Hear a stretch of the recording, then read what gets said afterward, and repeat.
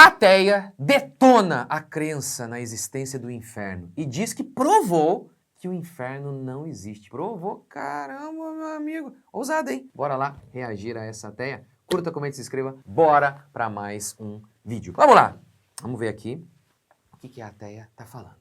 Pode perder o medo do inferno, porque hoje eu vou te provar que ele não existe. Desde criança você ouviu que se você não obedecer a Deus, você vai arder no fogo eterno, não é mesmo? Que se você pecar, vai ser castigado, que Deus ama, mas pune, que é melhor você obedecer do que arriscar ser jogado num lugar de sofrimento infinito. Mas escuta aqui uma coisa, o inferno é uma invenção e nem é original. Cada povo criou o seu. Os sumérios e babilônicos já falavam de um mundo inferior, onde os mortos viviam em sombra e poeira sem punição, mas em sofrimento passivo. Os egípcios acreditavam que o coração do morto era pesado numa balança. Se o fosse impuro, ele era devorado por um monstro. Os gregos dividiam o submundo, Hades, e colocavam os pecadores no Tártaro, uma prisão sombria e eterna. Ou seja, não é um medo espiritual, é um medo político, social e cultural. É uma ferramenta de dominação e controle. E antes que alguém diga o contrário, sim, o cristianismo foi criado depois de todas essas religiões. Ele herdou, adaptou e refinou essas ideias. No começo, nem a própria Bíblia falava do inferno como você aprendeu. No hebraico original, a palavra era Sheol, um buraco, uma cova. Nada de fogo, nada de tortura e nem julgamento. E aí chegou o século IV e a coisa desandou. A Igreja Católica agora era aliada do Império Romano e precisava conter rebeliões, regular a sexualidade e garantir a obediência. Só que ninguém lia, ninguém tinha acesso ao texto original. Então, com a tradução da Bíblia para o latim chamada Vulgata, Gehenna, que era o lixão fora de Jerusalém, virou infernos. A palavra latina para os mundos inferiores dos mitos pagãos. Pronto, agora o medo era eterno, literal, inquestionável. Mas não parou por aí. A imagem do inferno que você conhece não veio da Bíblia. Veio da arte, da cultura, do medo fabricado. Dante, na Divina Comédia, criou o inferno com 9 círculos de dor, fogo, demônios e punições bizarras. Era conveniente, era eficiente e funcionava como uma arma psicológica para o povo analfabeto e oprimido. A partir daí, o inferno já não era mais uma ideia, era uma sentença, um terror visual, emocional e hereditário. E quando você cresce ouvindo que vai ser torturado para sempre se você não for bom, você não precisa mais ser ameaçado. Você começa a se vigiar, a se punir, a se calar. E é assim que nasce o que eu chamo de crença da crença. Você sai da religião, mas ela não sai de você. Ela muda de roupa, vira frases como tudo que vai e volta, a vida cobra, nada é por acaso, se aconteceu é porque eu mereci. Quando tá tudo bem demais, alguma coisa vai dar errado. Você sempre fica com essa ideia na cabeça. Você acha mesmo que essas frases são só um jeito de falar, mas são programações, códigos, resíduos emocionais. São a lógica do inferno reprogramada como sabedoria popular. Bora aí, não. Vamos lá. Vou te provar que o inferno não existe. Primeiro, ela disse que é uma invenção e que nem é original, cada povo criou o seu. Medo político, social, cultural. Em essência, ela disse que o inferno é uma ferramenta de dominação e de controle. O cristianismo foi criado depois. Ok, ele herdou essas crenças aí, que a Bíblia não falava sobre inferno, basicamente isso então, né? No hebraico, Seol, um buraco, nada de fogo, era um buraco, só não tinha nada a ver com isso. A Igreja Católica que associou ao Estado para manter a civilização obediente. Então, de maneira bem resumida, é isso aí. Então, vamos começar assim. Vou te provar que o inferno existe, ela disse.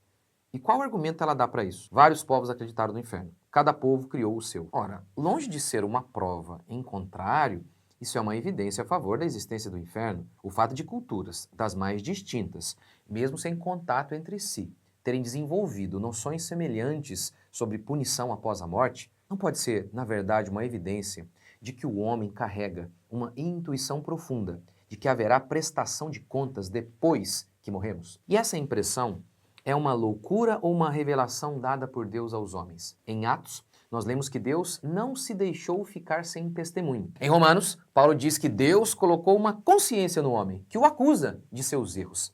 Será que essa noção universal de inferno, presente em todas as culturas, longe de ser uma prova em contrário a Deus, sobre a existência de Deus e do inferno, não é justamente uma prova de que Deus existe?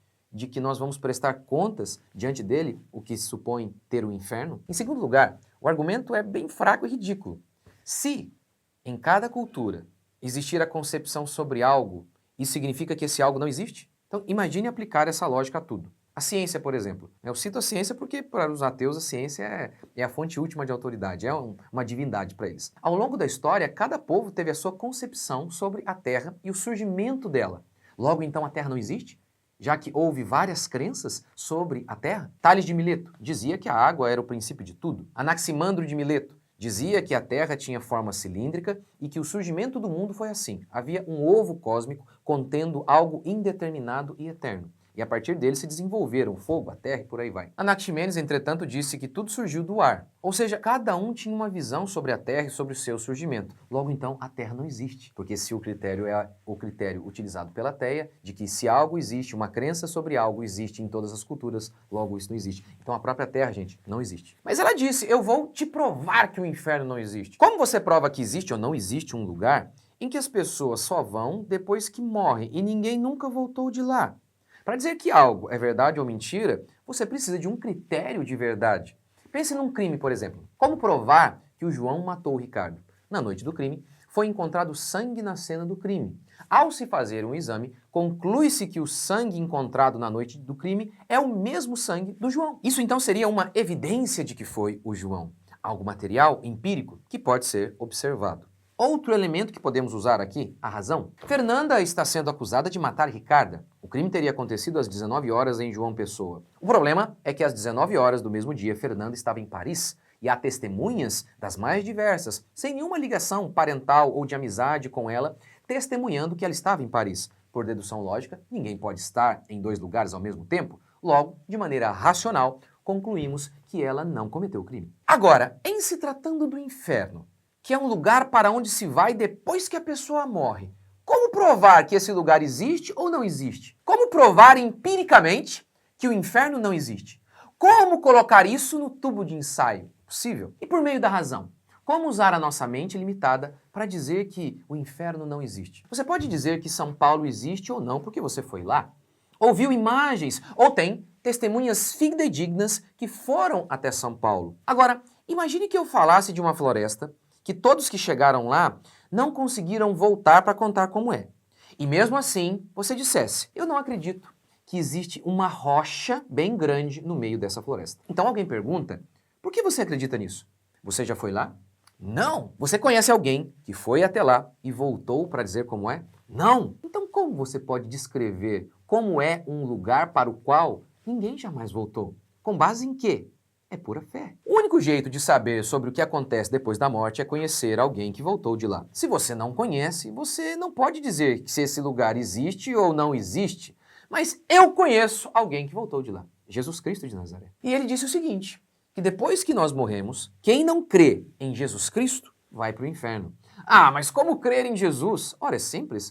O cristianismo, diferentemente de todas as outras religiões, é baseado em um evento histórico, morte e ressurreição de Jesus Cristo. Isso pode ser investigado. As outras religiões são baseadas em revelações sem prova ou evidência alguma. É um baita de um salto de fé, assim como o ateísmo. É um grande salto de fé no escuro crer, por exemplo, que Maomé, naquilo que Maomé disse. Ele disse que Deus falou com ele. Mas quem estava lá?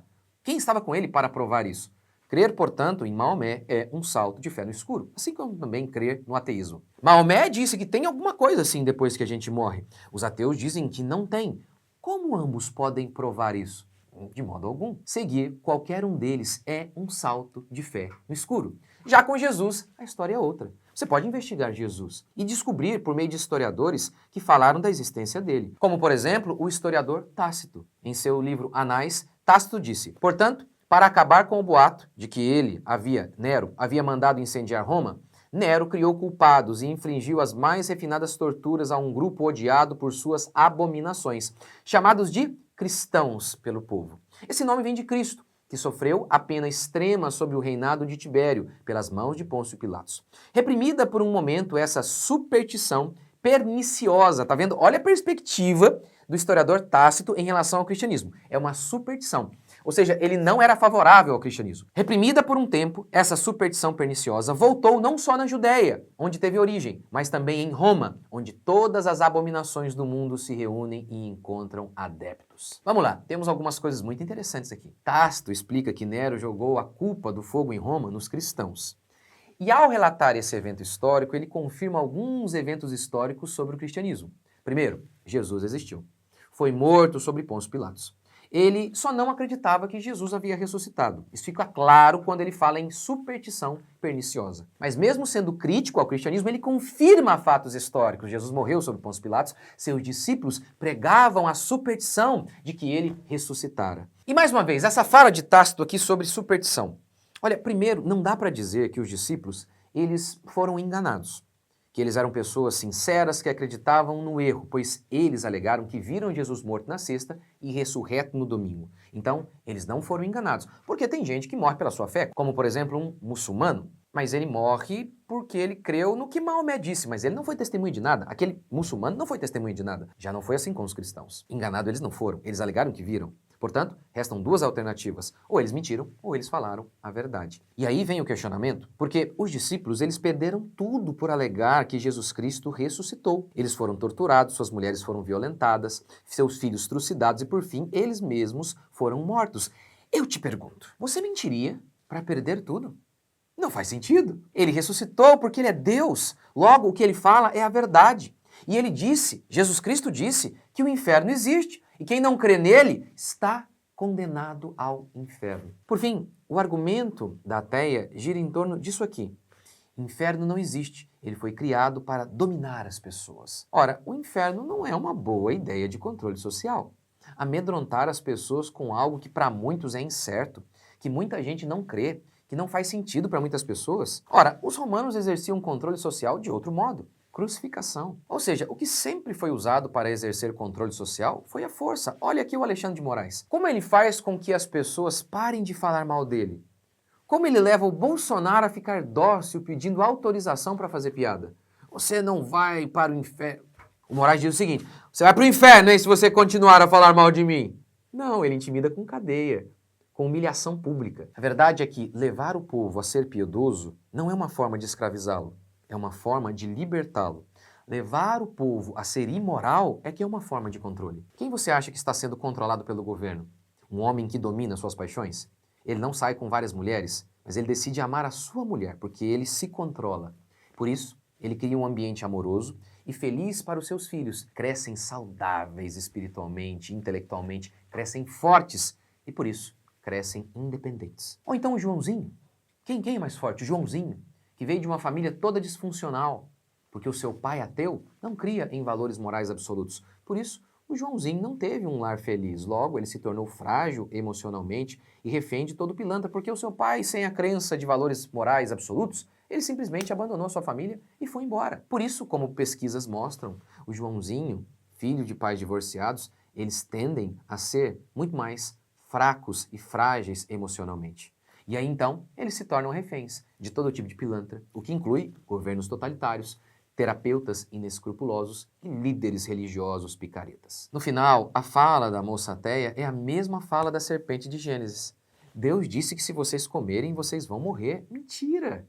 Isso é uma forma para controlar vocês, pois Deus sabe que no dia em que vocês comerem, vocês serão como Ele. No fim, Eva acreditou na serpente e se deu muito mal. E alguns que acreditam na ateia e na ideia ateísta também vão se dar muito mal. Portanto, arrependa-se e creia em Jesus Cristo, o único jeito de fugir da ira vindoura, da condenação final e do inferno, que é o lugar para onde irão todos aqueles que negam Jesus Cristo.